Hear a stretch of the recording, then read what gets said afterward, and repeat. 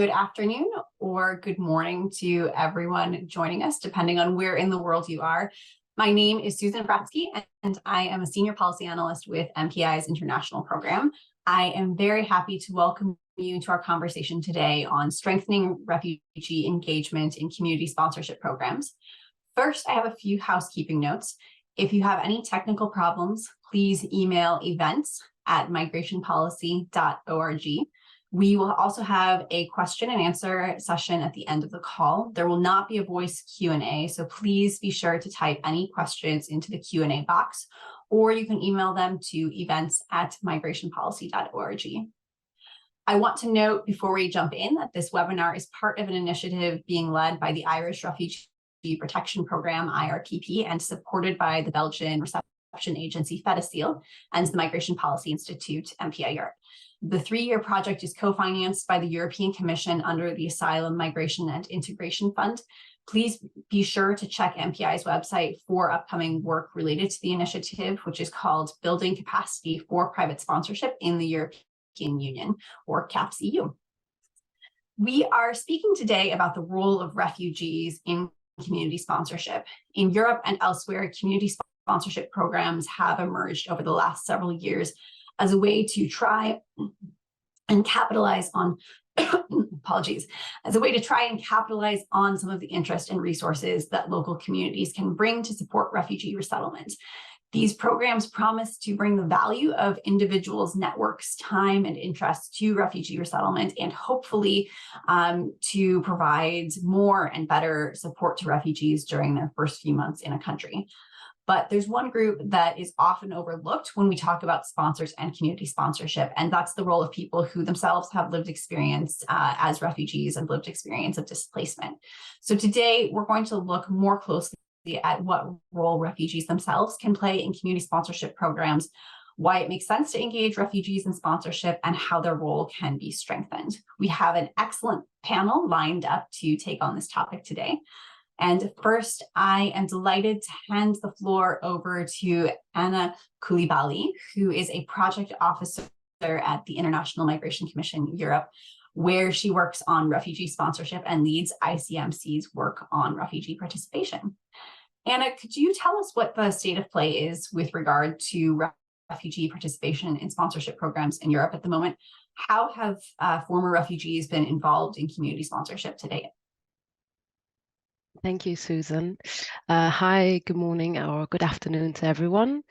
So first of all, I just wanted to say that, when we speak about participation, we speak about meaningful participation. So that means that obviously participation can take many forms. Even a tokenistic intervention or mere consultation can be considered participation, but we really want to further meaningful participation that goes beyond a box ticking exercise and really must happen on an equal level with people that are prepared and trained for their interventions, and the space feels like a safe space where they can express themselves and feel heard and listened to. So for us, really, participation should not come as an afterthought, but really be part of the design, the implementation, and also the monitoring and evaluation and giving feedback on programs and policies.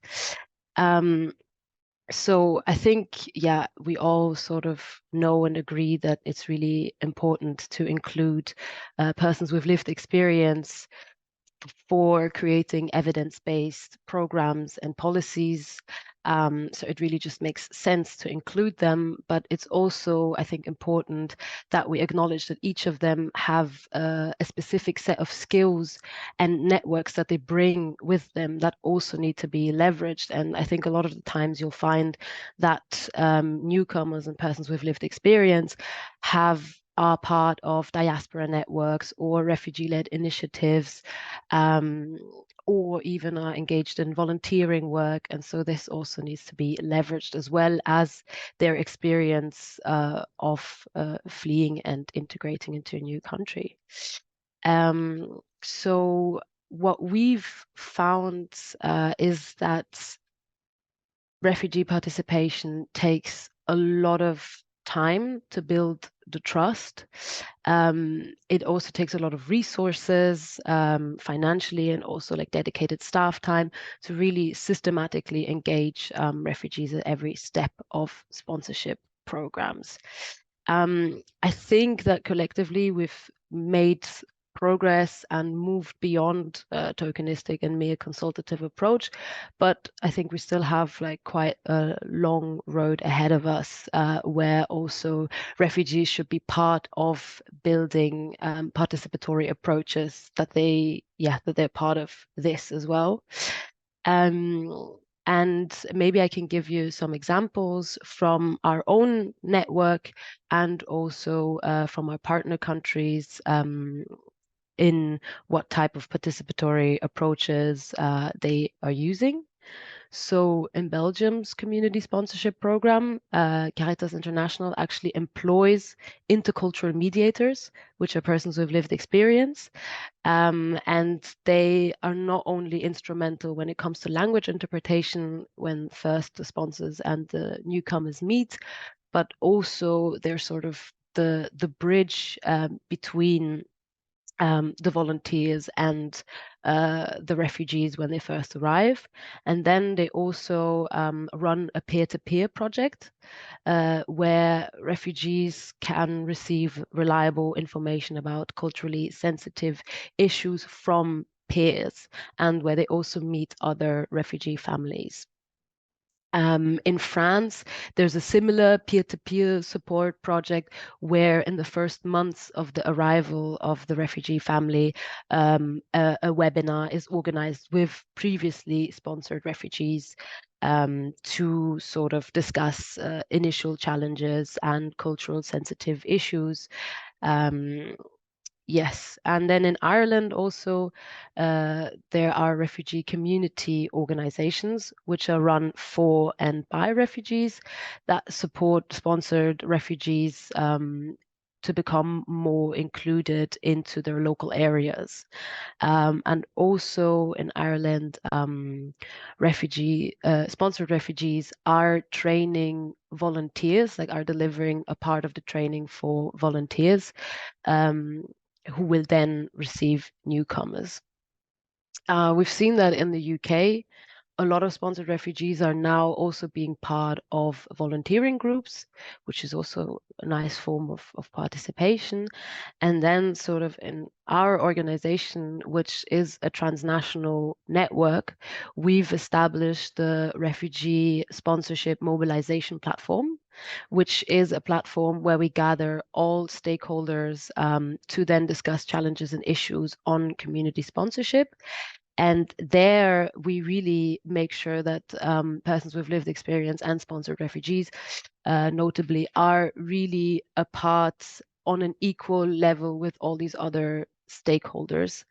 And we've had an evaluation into our network where they've interviewed persons with lived experience who said that they felt that this mobilization platform was a safe space for them where they could express their opinions, challenges, ideas in the same way as any other stakeholder, which are universities, civil society organizations, local authorities, regional authorities. So we really managed to like build a platform where they can be heard as equal stakeholders. And then also through this platform, we've developed a refugee advisor program, which currently holds 15 refugee advisors who are from across Europe, who have been like mainstreamed into all of our activities, and some of them, for example, in Ireland, have participated in an evaluation into the Irish sponsorship program. So I think that really we need to start to change, like to radically change our thinking around refugee participation and genuinely empower refugees to influence the core functioning of community sponsorship programs. And to sort of sum up the different approaches that I've now mentioned, I think as organizations, we really need to be real with ourselves and start employing refugees. we've seen that a lot of peer-to-peer support initiatives really work well, and are beneficial for newcomers. To engage persons with lived experience in advocacy, they need to be trained, they need to feel empowered and have agency. So we need to create the right settings for them to participate. Of course, it's important to include refugee-led organizations and also foster the creation of more refugee-led organizations. Participation must be financially also well resourced, of course. And I think also it would be really important to give organizations the space to test and trial different participatory models, different approaches. It can happen on so many different levels. And I think it should just be, there's no one size fits all approach, but every organization, local authority needs to find their own ways of enabling participation. And also with that, I think we should also draw inspiration from other initiatives or participatory mechanisms that worked well, and maybe sometimes look beyond the usual suspects, which are then other European countries or Canada. But as we know, most refugees are actually hosted outside of Europe in the global south, and they have been coming up with some very innovative ways to include refugees. And so I think these should also be part of the conversation, and that we should listen to them and hear from their experiences. Thank you so much, Anna. I think that's an excellent point, particularly with regard to drawing lessons from other contexts. I think, sitting here in a position where we work in the broader migration space as well, I think that's true across many of the different dimensions that we all work on within resettlement more broadly, or integration or migration programming. We tend to sort of look in one direction in terms of drawing lessons, and there are actually many other practices and experiences globally. And I think particularly in the area of refugee participation, as you mentioned, there's been a lot of movement to better including refugee-led organizations and refugee voices themselves elsewhere in the world, and we should be sure that we have a wider lens when we're looking to learn and pull experiences. Well, I want to turn the floor over now to Mawhab El Noor. Mawhab is a medical student and volunteer sponsor in Ireland. She also has lived experience of being a former refugee herself. Mawhab, could you tell us why you decided to become a sponsor in Ireland, and more generally, based on your experiences, what roles you think that refugees could play in terms of supporting refugee sponsorship programs? Of course. Thank you very much, Susan. Good afternoon or good morning, everyone. Like Susan said, my name is Mawhab El Noor, and I'm very honored today to join you to discuss strengthening refugee roles and community sponsorship programs. So I suppose as a little bit of a background, I arrived with my family to Ireland nearly 11 and a half years ago as a refugee fleeing conflict of Libya, the country where we lived in before. I suppose going through the process of resettlement as a refugee with my family, it was quite difficult. You are not just fleeing everything that you know in addition to the war, but you are in a new community, in a new space, in a new home, in a new country where you do not know much about, starting from the language, end up with the culture. Adapting a new culture and facing uncertainty about my future and my family's was quite a difficult transition to have, despite the fact that we were in a safe country, which lends to the multidimensional aspect of resettlement of refugees in a new environment. But however, I was quite fortunate with my family to be welcomed into communities in Ireland that provided us with support, opportunity, and a chance to rebuild our life. It inspired me to want to pay that hospitality forward and help other refugees integrate successfully, as we have. So this has led me to become involved in the NACE community sponsorship program, which is one of the many community sponsorship programs around Ireland. This is the town where my family and I were settled in, and I thought it was quite appropriate to take part in. This program, as you all know, sponsors and the community level up to welcome, integrate, and support refugees as they arrive to Ireland and throughout their integration journey. So, drawing from my lived experience, I thought I could provide insight into the challenges newcomers might face and how we can better assist them. So, I second Anna's views, and that I see so many valuable ways refugees can take on more empowered roles in those programs beyond just being the recipient of aid. Sponsored refugees can serve as advocates to share refugee stories and shape policy, which is very, very important.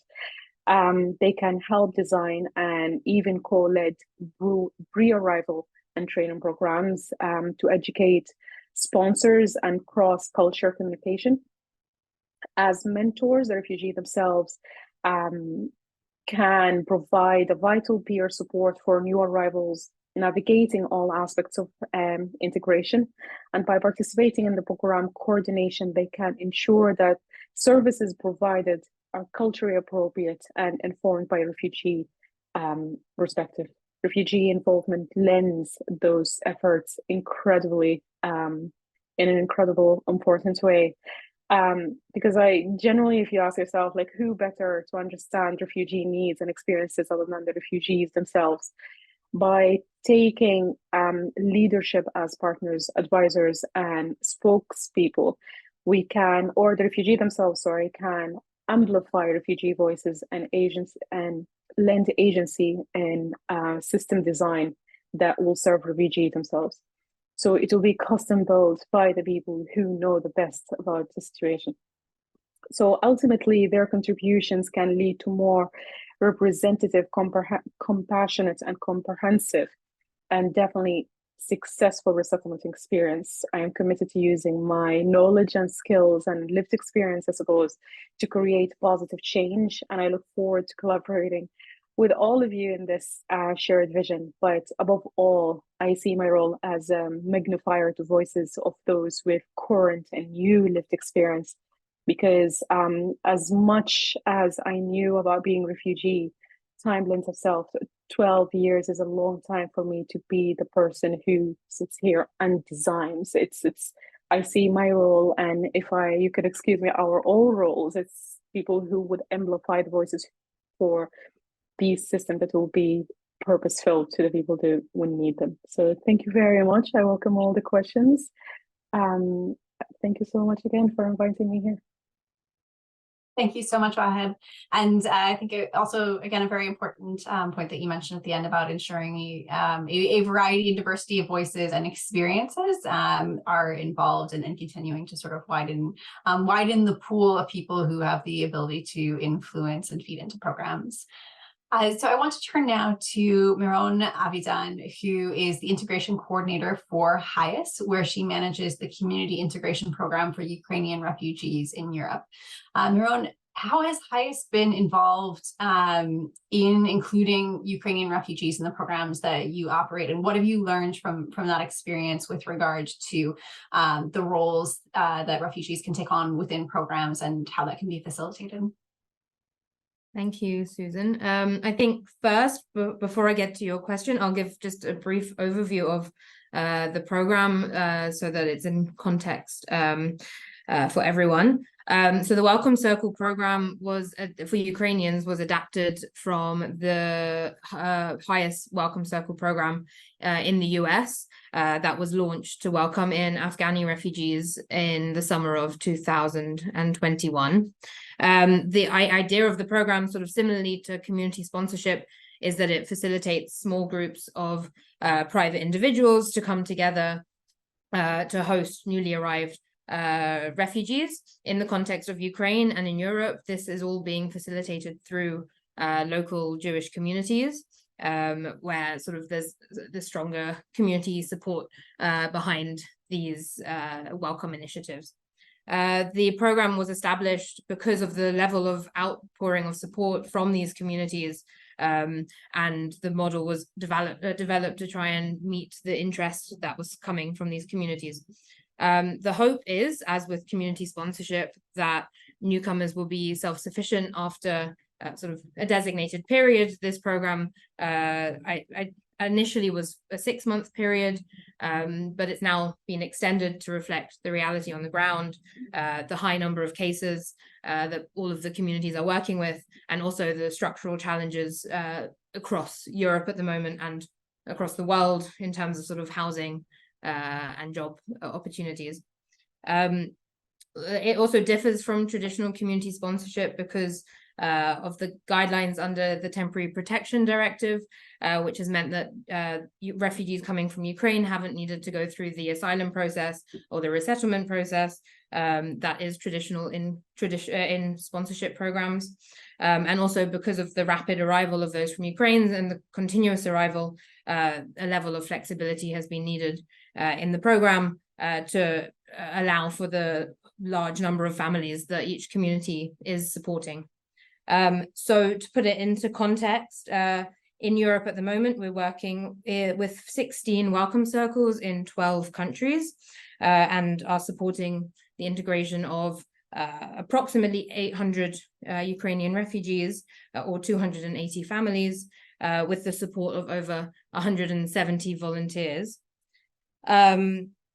HIAS's role in all of this is supporting Jewish communities to welcome in Ukrainian refugees and build their capacity to host refugees, hopefully for the future, because for many of these communities, it's the first time that they're working in this space and with refugees, and really we would like to be able to sort of build on this enthusiasm moving forward.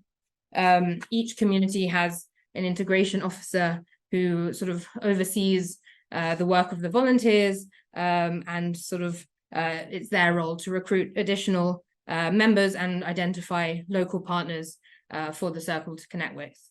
One of the core aims of the program is that the communities will harness the support of their network and grow their capacity to welcome refugees in the future, and sort of kind of continue this process.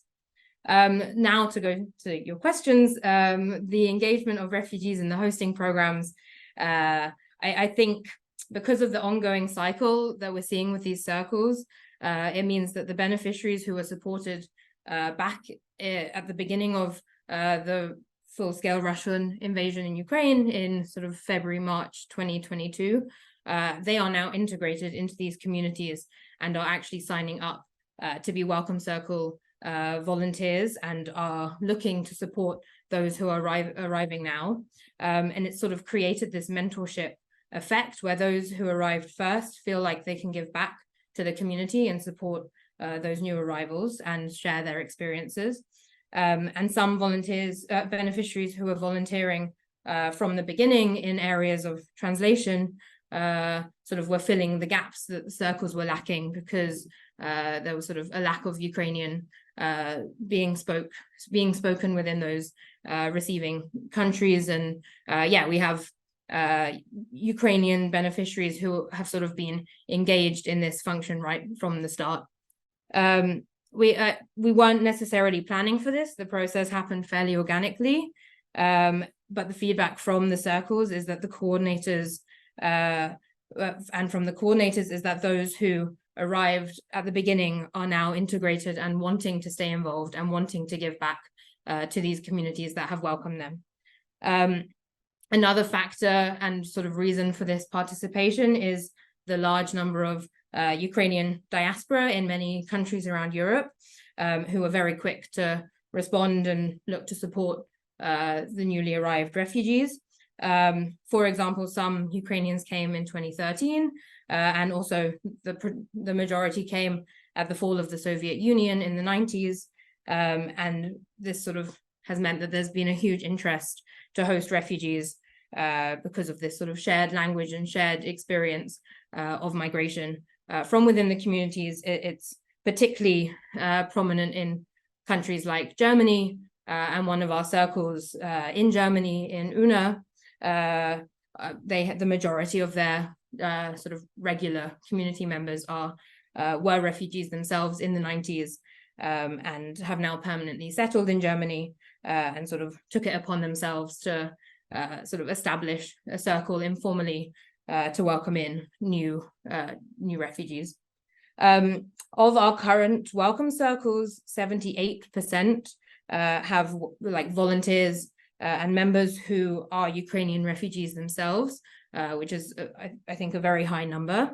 And of those circles, 33% now have coordinators overseeing the program who are refugees themselves, and kind of are sort of creating this cyclical effect that we're seeing.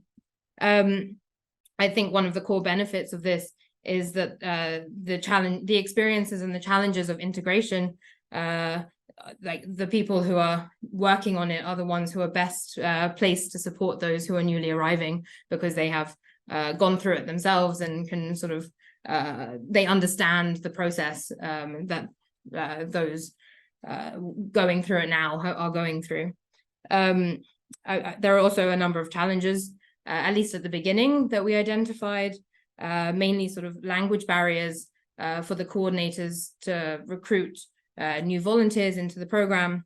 And I think possibly a reason for the higher engagement of refugees as volunteers now in the program is because of their sort of improved local language in that context, and sort of that shift that sort of happened over the last few months.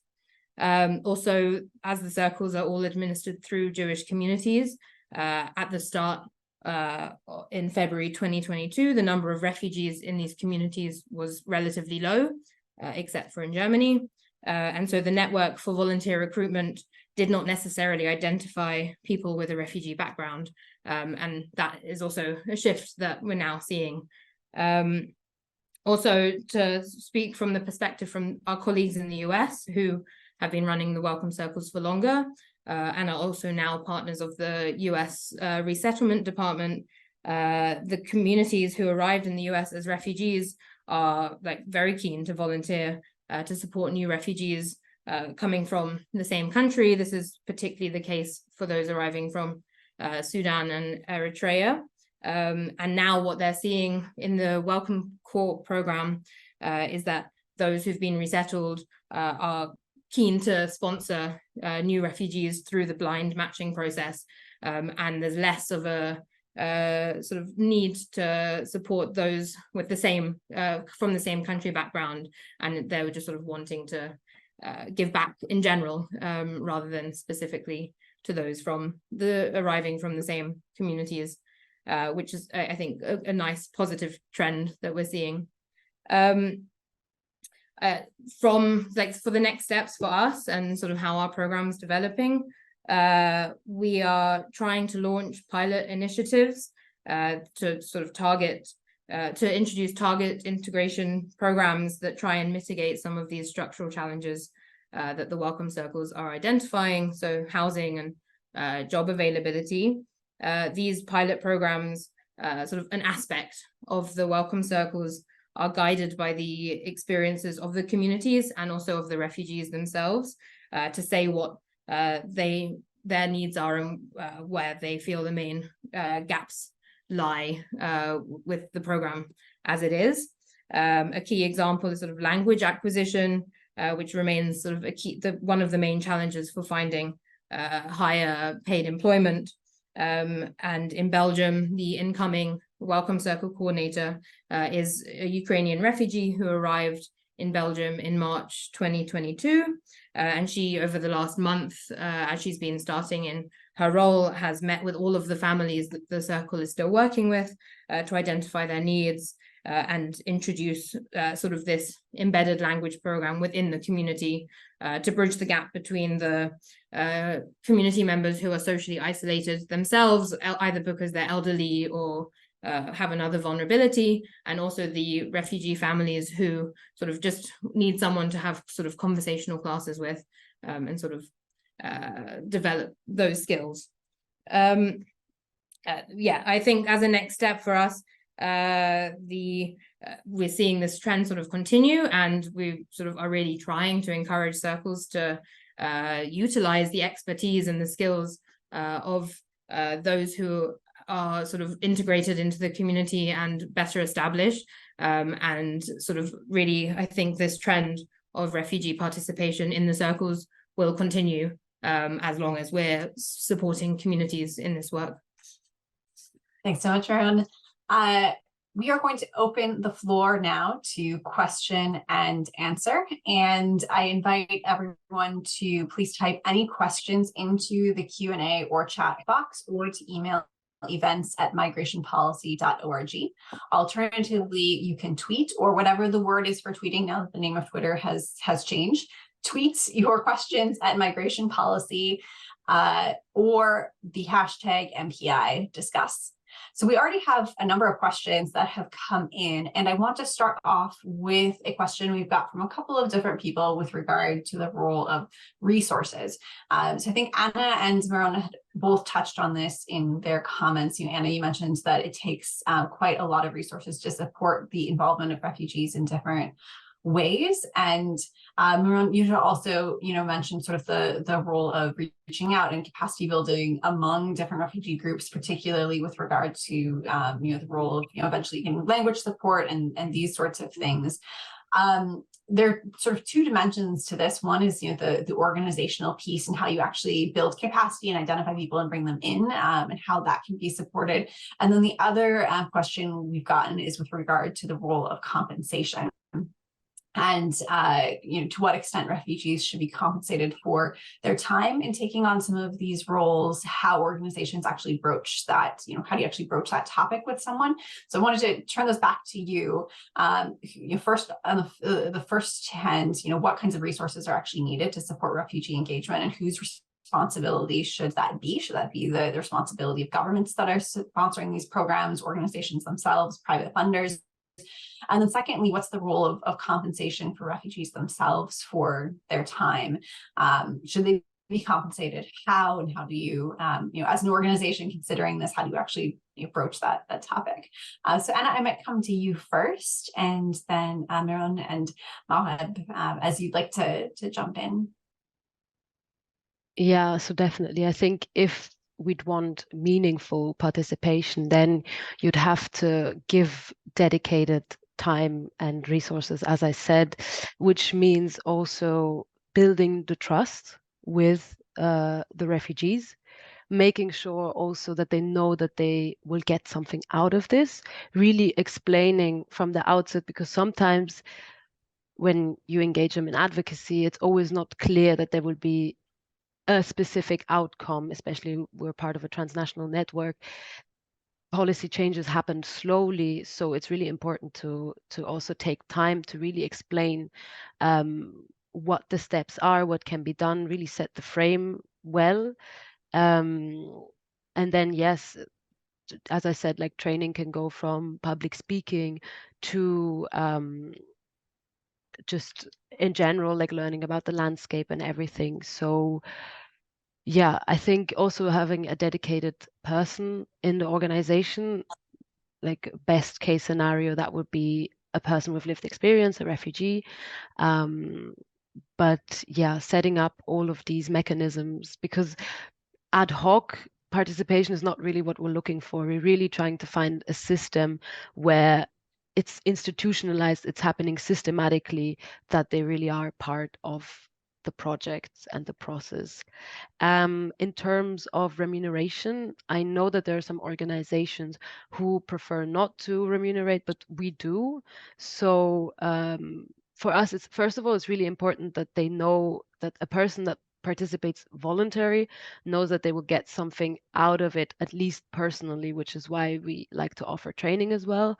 But then specifically in terms of like monetary speaking, we do pay refugee advisors when they come into our events to speak, to remunerate them for their time.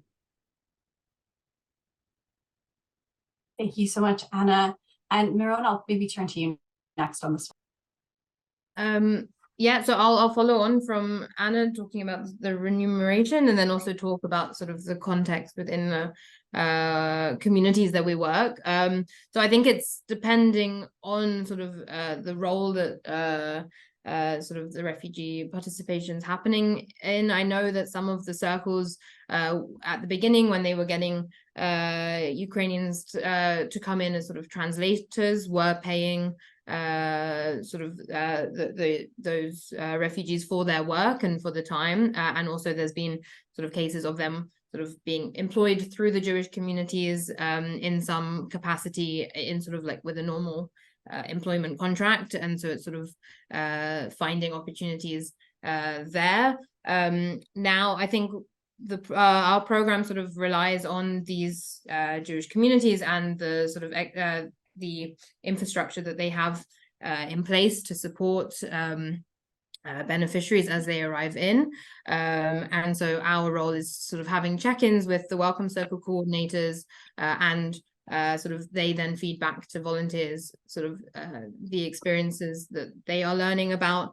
And also we run trainings for the coordinators and the volunteers sort of in this area, and kind of how to improve engagement there. And I definitely think that a lot of the voices that come in those spaces are coming from sort of the refugees themselves.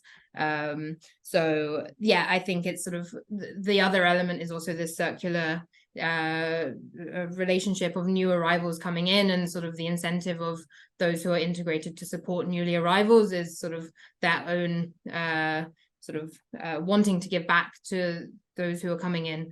And yeah, I think it kind of depends on the situation and on the need there. Thank you so much, Meron. We had two specific questions come in for particular panelists, and I apologize. Yes, I just realized I forgot to come to you, Mahawab. Please feel free to come in on this point. Sorry, yeah, no worries. Just shortly, obviously, piggybacking on Anna and Neuron's point, it is very, very important if we are talking about meaningful participation that we are compensating people for their time and effort and knowledge that we need to carry these programs.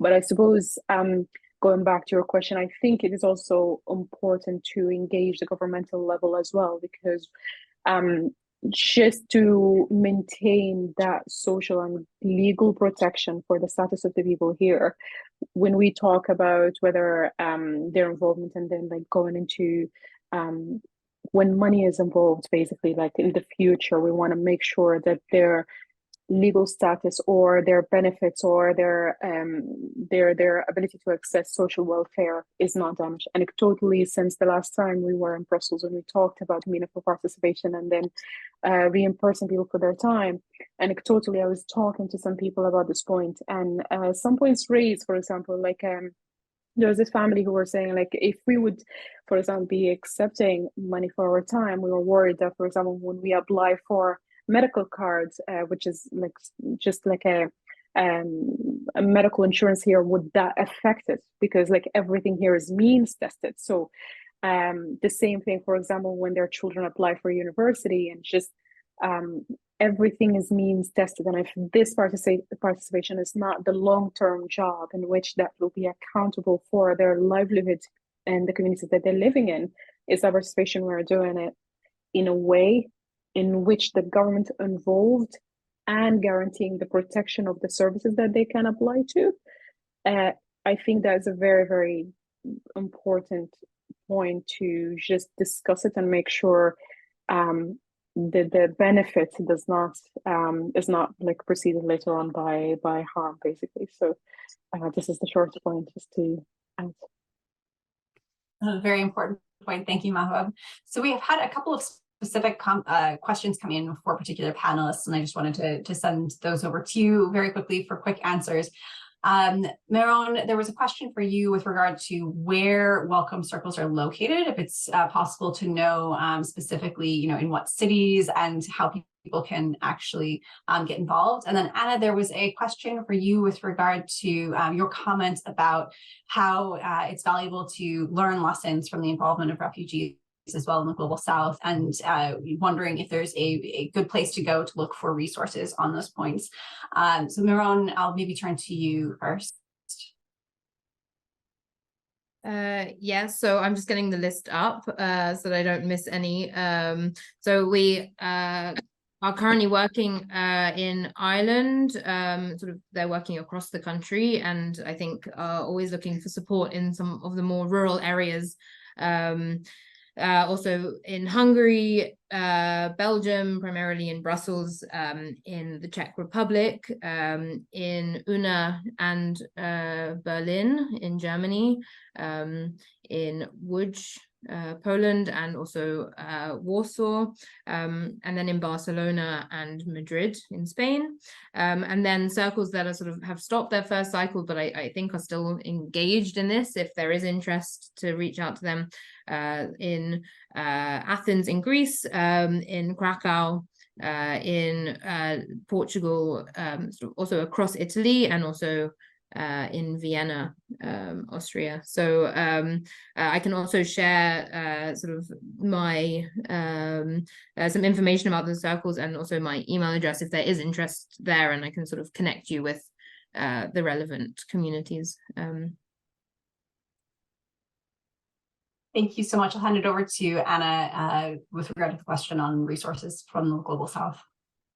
Yeah, so for example, right now, there's a refugee-led research festival, which is like a 5-day festival happening in Nairobi in Kenya, where refugee-led research is being showcased, and also they have like panels on how refugees can get engaged in research. So that's, for example, like online, can be attended online and in person. And so this is, for example, an initiative that can really inspire, I think, us here in Europe as well to sort of showcase refugee-led research and sort of promote it. In terms of knowing a specific website or place where everything of this is pooled, unfortunately, I do not know. For me or for us, it was just desk research and finding people and or events. Thanks, Anna. And I will take the opportunity to mention that MPI recently released a report looking at how the effectiveness of refugee engagement in policy making can actually be evaluated, and how you can actually develop theories of change and metrics to better monitor that practice, drawing on some lessons from the ways in which refugees have been engaged also in programs in the Global South, and that's available on the MPI website at migrationpolicy.org. We've had quite a few questions, which I think is just a testament to how timely this topic is. One that I've seen a couple of people come back to is this question of refugees as sponsors themselves. First off, a few people have noted that sponsorship programs, both in Europe and also in the US and in Canada, often have high financial commitment requirements. And there's a question with regard to whether or not that itself can be a barrier for refugees engaging in sponsorship, and whether or not there are ways to facilitate refugee participation that can, as sponsors themselves, that can account for that barrier and help to address that barrier. And the other related question is with regard to the practice that's known as naming in the space of sponsorship, which means the ability of individuals who are serving as sponsors to actually nominate and identify the person who they will be sponsoring. And that's come up quite a lot in terms of the engagement of diaspora in sponsorship programs, and whether or not diasporas might be more engaged if they're actually able to name and identify family members who they would like to support and sponsor themselves. So I wanted to turn that one back over to you all. First of all, is the financial requirement a barrier for refugees serving as sponsors themselves? And if so, what can be done about that? And secondly, is there a role for naming in terms of facilitating the participation of more participation of refugees in sponsorship? So Miron, I might come to you. Oh, Anna, do you want to jump in first? That's fine. Yeah, I can go quickly. So I will give the perspective here of my colleagues in the US because they're sort of working with this sort of more traditional community sponsorship and sort of are now linked to the Welcome Call program of like refugees arriving. Currently, the Welcome Call program is doing blind matching, so where circles are sort of matched with the family based on need rather than through naming. And actually, I think I mentioned this in my talk, there are a couple of circles of refugees who were resettled to the US who have signed up to be hosts, also to be sponsors in this context. Which is lovely, and I don't think it was expected to have sort of two circles made up exclusively of arrived refugees. They are expecting that when they when the program introduces the naming part of the program, that more refugees will sign up to sort of host people from their community or from their network that they know about. So it's happening a bit of both. I think definitely the naming aspect will encourage that participation, but it's also been really encouraging to see that even without that, with this blind aspect, there's still the desire to support those like refugees to come through sponsorship initiatives. Anna, over to you. Yeah, to this like topic of refugees as sponsors, I think what we always caution is that obviously it's only if they have the time actually to give this back as really sponsors. And then also I think it should be seen in a flexible way where maybe then they do not have to come up with the financial commitments, but are more coming in at the inclusion stage and helping settling in the first few months. And also I think one could think of sponsorship groups where you'd have clusters of people dedicated for different things. So you could have a lot of students, for example, who are only tasked with fundraising, and then elderly people who are retired with only driving them around, and then also previously sponsored refugees and other persons with lived experience coming in to give that extra inclusion support and sort of peer support. On the issue of naming, I think this is definitely something that we are very interested in promoting. Of course, there's always some people are against it because it takes away sort of the protection aspect, but we think it should happen alongside of each other, that you should be able to name people because that would obviously draw in diaspora more, and also at the same time have still this avenue for people in need of protection to come in. But naming is definitely something that we're looking at. And I see my colleague Gabriela has her hand raised. I don't know, Gabriela, if you want to come in, if your internet connection is now better. Hi, can you hear me? Yes, we can hear you. Okay, perfect. Sorry, Susan, if I can just jump in for a second to Please. To complement what Anna was saying. Yes, I work with Anna at ICMC Europe and the Share Network.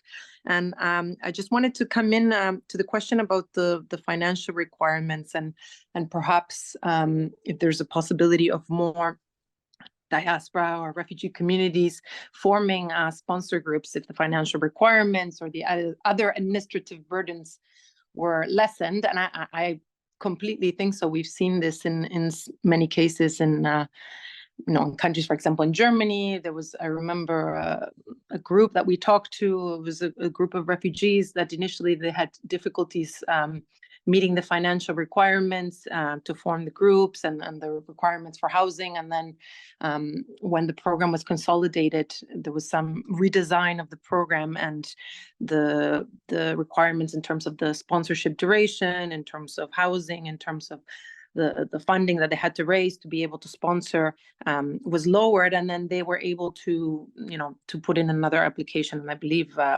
perhaps they were successful in this one. Also, what we've seen is often to increase participation of refugees, it helps if they are connected to either a sponsorship, intermediary sponsorship organization that supports them by forming the groups from different members of the community. So it can be hybrid groups, and we've seen this in France. Often they have diaspora members, they have members from faith-based communities, from the LGBT community. So they're very diverse groups. So the more diverse, the more successful usually they are in supporting the integration of refugees who are coming in through these programs. Another thing that I was going to say to help to lower the financial threshold is one thing that's public funding would help. So, for example, I've seen examples which also kind of go with naming in Canada that in this partnership, for example, that they have with Rainbow Railroad, which is an organization that supports LGBT community with safe passage to different countries across Europe, North America, and Canada. One of the things that they have is the government provides funding to the refugees and to the communities of the sponsors to be able to support in the first 3 months, for example, of the sponsorship period.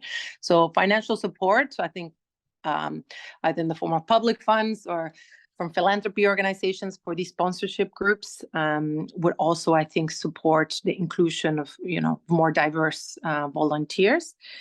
And then to the second question of naming, to complement what Anna said, I think we have seen there's different types of naming that could be explored. I think, you have the kind of traditional naming that you see in the Canadian sponsorship program.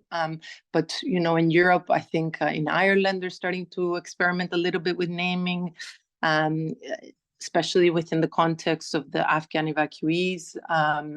Many of the sponsors actually named the refugees who came in through the Afghan displacement, who were welcomed through sponsorship. Also, I think in Belgium, we had kind of one ad hoc example. So I think in Europe, you're starting to see it, but in more of an ad hoc basis, is not kind of part of the framework of the sponsorship program as you see in Canada and perhaps now we'll start to see in the US later. But I think there's a possibility to kind of explore different options and always keep it not just naming. I wouldn't say just naming. I would have a kind of hybrid option where you have, come in through the resettlement program or the humanitarian corridors, but also have an option where volunteers can be involved in naming the people that they sponsor, and this would help support the improved access to these programs of diaspora communities, I think, as we've seen in Canada and elsewhere. Thanks. Thank you much, Gabriela. Important points. I want to make sure we have a chance for Mawab to speak on this point in particular, because you are actually a sponsor and have had this experience, and would be curious to hear about your experiences to the extent to which you view the financial requirements that are placed on sponsors as potentially being a barrier, and whether or not there would be wider interest or possibility to introduce something like naming in the future, and if that would have value. Thank you. I suppose, and speaking from my own experience, the financial requirements do definitely pose a challenge for the refugees themselves to sponsor programs, because when we have refugees coming, obviously the trauma of displacement and becoming a refugee itself takes years to resolve. And we're not just talking about the psychological trauma or just like the moving trauma, we're also talking about the financial trauma, because a lot of people, when they are becoming refugees and displaced, they lose a lot of money, and they can move across socials in a negative way, in a way that they will just become, sometimes you see it often, that people become destitute. So coming into a new country and building themselves can take years, especially that they are starting a bit further from people who have already been in the country or citizens for some time. So in addition to that, the race to integrate is felt by the refugees when they come here, because they feel like once they arrive, it's on. They have to be on the game. They do everything that they can, whether it's languages, whether it's schools, whether it's finding jobs, and building this life also takes from that ability to sponsorship right away. And I suppose it's like when you are on a plane, you have to put your mask first to be able to help the one next to you and put their mask second. In addition to that, the time limits, because again, if we are talking about the integration of the refugees themselves, the time restraints is a big limiting factor in that regard. All that said, when I see it time and time again, when the refugees feel that there is a meaningful participation, that they can feel, that they can elicit change and help shape the policies, or even help people coming in and being resettled also. All the limiting factors that I have mentioned also, they will be lessened. So I suppose that I see it again, time and time again, people would participate, will take the big cuts, and will take the financial limitations to a bigger degree when they feel they actually can help and can be meaningfully participate in this regard. On the naming point, I suppose this might be a bit controversial for some people, because like that can like create, for example, a cohort of a population where we have an overrepresentation from a certain country than not another country. But I suppose in regard, this opens a question of what is the end goal? Is it the number of people are being resettled, or is it a wider distribution of the locations where we have people like resettled from? And I suppose this is a very interlocated question that can be examined locally within every organization within themselves, or even within the community sponsorship programs within themselves. I suppose there is no blanket statement. Does naming help motivate refugees to sponsor our program? Absolutely. Because again, say it again, when you are refugees and you come from a certain country where they facing difficulties and war or whatever type that caused you to be a refugee, more likely you know other people that will benefit from this program, so you are more likely to name. But the other side as well, there is people who just happy to blindly sponsor people from a background that they are not familiar with. So I suppose it's a very, very question that can be determined on a very local level, if that makes sense. That makes perfect sense. And I think also an important point about the meaningfulness of participation in and of itself being a motivating factor, and ensuring that what not only is your voice heard, but actually acted upon and taken into account. Well, we are very close to our end time. I want to thank both our panelists for joining us for what for me has been quite a fascinating conversation, and also our audience who have been extremely engaged in asking your questions. I apologize if there are questions that are unanswered, but we tried to get to as many as we could in the time we had. For anyone who would like the audio or video of this event afterwards, it will be available on the event website. If there are any reporters on the line, please reach out to Michelle Middlestadt at MMITTELSTADT at migrationpolicy.org if you have any questions. And again, please make sure to check out MPI's website for upcoming work related to the initiative Building Capacity for Private Sponsorship in the European Union, or CAPS EU. The webinar today is part of this initiative, which is led by the Irish Refugee Protection Program and supported by the Belgian Reception Agency, VETASEAL, as well as, of course, Migration Policy Institute Europe. The 3-year project is co-financed by the European Commission under the Asylum, Migration and Integration Fund. Thank you so much again for joining us, and we look forward to seeing you again on another occasion.